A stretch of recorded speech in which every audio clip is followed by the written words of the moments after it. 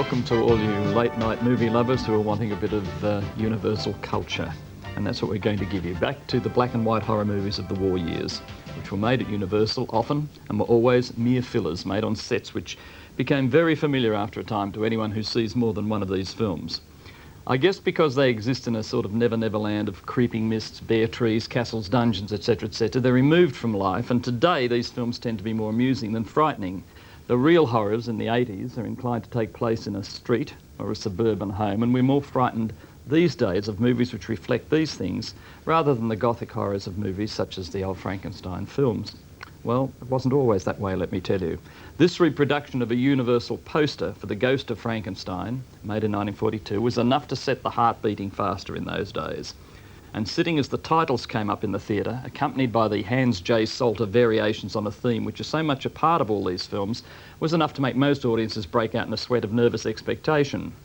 Tonight's movie, which was about the fourth, I think, in a series of Frankenstein movies, had a new monster in Lon Chaney. By this time he was well and truly following in his father's footsteps.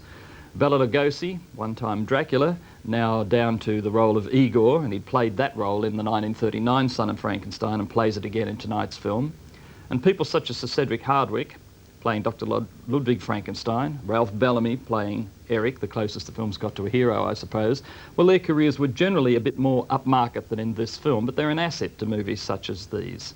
The heroine, Evelyn Ankers, was British-born and came to Hollywood in 1940, where she appeared mainly in Universal movies, married actor Richard Denning, and cleverly left films, which in the main required her to do more than be just an elegant prop.